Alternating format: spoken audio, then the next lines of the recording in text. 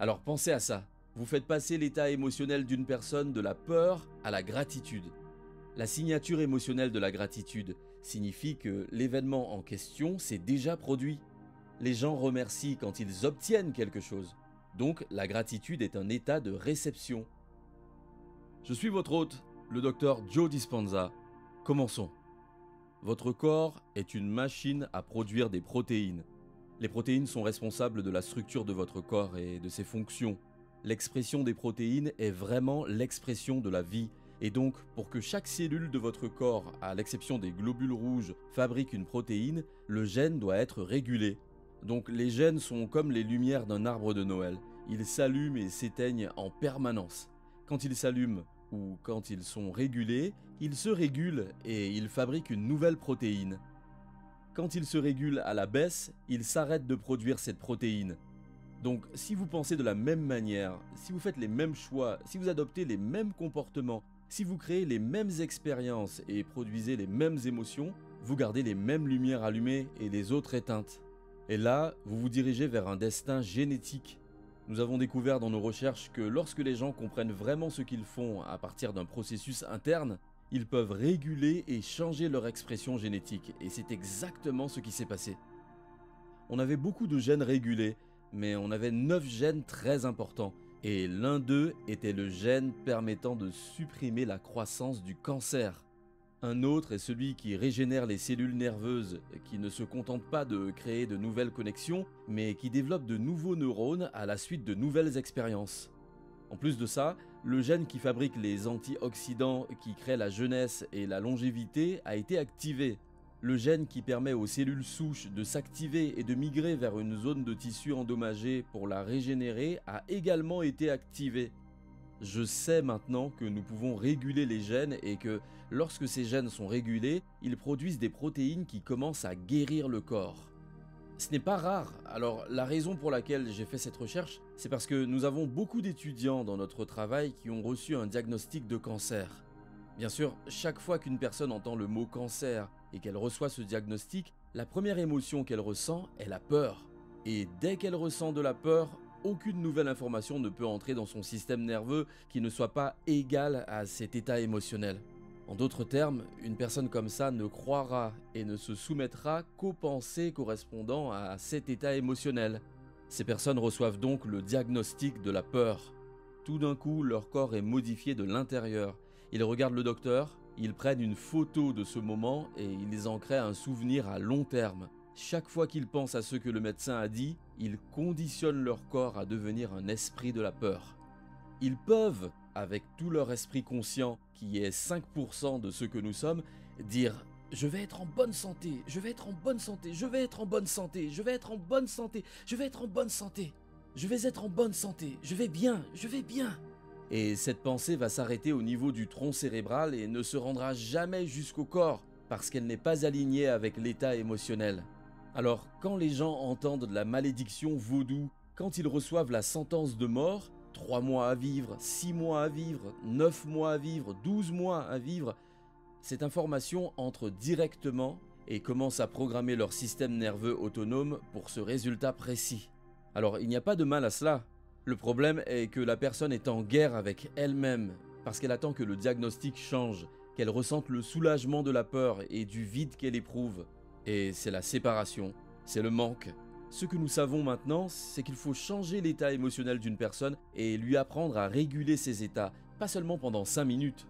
Et nous avons des personnes qui l'ont maîtrisé, qui peuvent réguler la cohérence cardiaque et l'émotion élevée pendant 1 heure. Alors pensez à ça, vous faites passer l'état émotionnel d'une personne de la peur à la gratitude. La signature émotionnelle de la gratitude signifie que l'événement en question s'est déjà produit. Les gens remercient quand ils obtiennent quelque chose. Donc la gratitude est un état de réception. Si vous transformez l'état d'une personne en un état de gratitude, elle l'acceptera, croira et s'abandonnera aux pensées correspondant à cet état émotionnel et commencera à programmer son système nerveux autonome pour qu'il connaisse un autre destin. C'est la partie facile. Le défi consiste à dépasser la dépendance émotionnelle de la peur, à dépasser nos doutes, à dépasser le fait de se sentir mal et de ne pas faire le travail parce que nous ne nous sentons pas mieux ou que nous ne nous sentons pas bien, à dépasser le stress dans notre vie, à essayer de gérer notre monde alors que nous sommes confrontés à un problème de santé. Voilà le défi à relever. Mais nous avons eu cet exemple d'une femme qui est psychothérapeute. Il y a quelques années, son mari est allé au plus haut bâtiment de Hollande. Pendant qu'elle était sous la douche, il est parti, il a dit au revoir aux enfants, s'est rendu au plus haut bâtiment de Hollande et a sauté du haut de ce bâtiment pour se suicider. Elle attendait que son mari rentre à la maison, elle ne savait pas où il était. C'est dimanche matin, elle lit des articles sur la psychologie, les enfants jouent, des policiers viennent à la porte et lui annoncent la nouvelle. Bien sûr, dès qu'elle entend la nouvelle, c'est un moment de stress. Et au moment où elle ressent ce changement dans sa chimie interne, bien sûr, elle fait attention à ce qui l'a causé et elle crée une mémoire à long terme. Les enfants étaient bouleversés. Elle était en colère, triste, confuse. Elle se sentait responsable. Toutes les émotions que vous pouvez ressentir. Elle est passée par toutes les émotions de l'hormone du stress. Et chaque fois qu'elle pensait à cet événement, elle produisait la même réaction chimique dans son cerveau et son corps. Et bien sûr, elle conditionnait son corps dans le passé, et bien sûr, quand vous avez une expérience comme ça, les gens dans votre vie vous traitent de la même manière que cette expérience, et ça devient votre identité. Donc vous racontez l'histoire encore et vous la réaffirmez. Et puis, elle a découvert, après le suicide de son mari, qu'il l'avait laissée dans une situation financière très difficile, une dette énorme. Un avocat prospère, mais elle ne savait rien de tout ça. Dans une pareille situation, le niveau de stress augmente encore plus, parce que non seulement elle est confrontée à un suicide, une perte, mais elle a aussi beaucoup de dettes. Au bout d'un certain temps, elle s'est réveillée un matin et était complètement paralysée à partir de la taille. Elle ne pouvait pas sortir du lit, elle ne pouvait pas bouger. Alors on l'a emmenée d'urgence à l'hôpital, et bien sûr, elle avait une grosse inflammation dans son corps, mais il n'y avait pas de problème mécanique. Elle a été à l'hôpital pendant une longue période. Elle ne pouvait pas sentir ses jambes, elle ne pouvait pas les bouger. Elle était incapable de s'occuper de ses enfants, elle ne pouvait pas travailler maintenant, ni payer toutes ses dettes. Le niveau de stress a augmenté encore plus. Il lui a fallu 2 semaines pour sortir enfin de l'hôpital. Elle ne pouvait toujours pas marcher. Elle se déplaçait avec un déambulateur et des béquilles, mais ne pouvait pas s'occuper correctement de ses enfants. La dépression s'est installée, le niveau de stress a augmenté, et quelques mois plus tard, elle avait développé toutes ses ulcérations et toutes les muqueuses de son corps, son œsophage, son intestin supérieur, son vagin, son anus. Toutes ces muqueuses étaient ulcérées. Maintenant, elle ne pouvait plus manger. Et là, si vous ne pouvez pas manger, vous pouvez devenir chimiquement déséquilibré. Elle était donc déséquilibrée sur le plan émotionnel, sur le plan chimique et sur le plan physique parce qu'elle était blessée. Quelques mois plus tard, elle a eu des problèmes pour avaler et on lui a trouvé une tumeur juste au-dessus de l'estomac. C'était un cancer de l'œsophage. Le médecin lui a dit qu'il ne lui restait que très peu de temps à vivre. Alors elle est venue à un atelier que nous organisions en Hollande.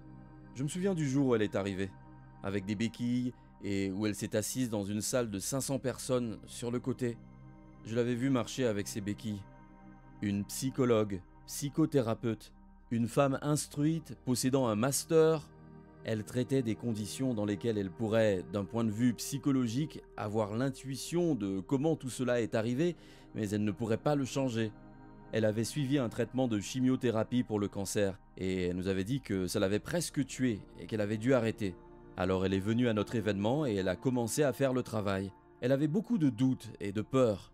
Elle n'avait pas envie de faire sa méditation certains jours, mais chaque jour, en créant une émotion élevée combinée à une intention claire, en changeant son état d'être et en surmontant le passé, chaque jour, en l'espace d'1 an environ, son cancer a disparu. La tumeur a rétréci, toutes les ulcérations sur ses muqueuses ont disparu. Elle n'a plus de paralysie, plus de douleur et elle n'est plus en dépression. Elle possède maintenant un hôpital en Hollande. Elle est l'une de mes formatrices. Elle a même trouvé un nouveau mari, un type formidable qui a réussi. Et elle est amoureuse de la vie. Alors donc, nous avons des gens qui guérissent souvent du cancer. Et je vais vous dire, il faut une volonté sans compromis pour le faire. Mais la beauté de la chose, c'est que lorsqu'elle se tient sur la scène et qu'elle raconte son histoire, elle n'a pas l'air différente des autres. Elle ne porte pas de vêtements blancs, elle n'est pas jeune et en pleine forme. C'est une personne ordinaire. Tellement de gens, lorsqu'ils entendent son histoire, commencent à changer leurs croyances sur ce qui est possible. Et grâce à elle et à quelques autres qui ont guéri du cancer des ovaires et d'autres encore ayant eu de gros cancers, lorsqu'ils racontent leur histoire, de plus en plus de gens acceptent que ce soit possible. Et c'est comme ça qu'on change le paradigme. Ce n'est plus la composante philosophique qui le fait, c'est l'exemple. Et pour moi, elle est l'exemple vivant de la vérité. Ce qui est intéressant, c'est que si vous l'interrogez sur son passé, elle vous dira que c'est la meilleure chose qui lui soit arrivée. Et si vous l'interrogez sur sa maladie, elle vous dira que la maladie vit dans l'ancienne personnalité. Elle vous dira « je suis littéralement quelqu'un d'autre ». Et tout comme une personne atteinte d'un trouble de la personnalité multiple, qui a une allergie au banilon dans une personnalité et un diabète de type 2 dans une autre, elle est littéralement devenue quelqu'un d'autre. La maladie existe dans l'ancienne personne. La beauté de la chose, c'est qu'elle a compris que l'émotion, si elle pouvait vraiment être présente et retenir une image, répéter le futur et commencer à créer l'émotion, son cerveau et son corps passeraient de la vie dans le passé à la vie dans le futur. Donc si elle ressent de la peur tous les jours, c'est qu'elle vit dans le passé. Parce que dès qu'elle se réveille, qu'elle recherche ce sentiment et qu'elle entre en contact avec ce sentiment est un enregistrement du passé et commence à influencer ses pensées. Alors tout son état d'être est dans le passé.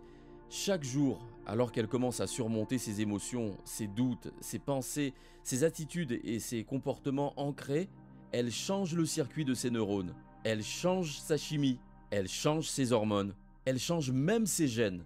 Et parce qu'elle l'a étudié et qu'elle l'a compris, elle a parfaitement intégré ce qu'elle faisait et pourquoi et comment cela devenait plus facile.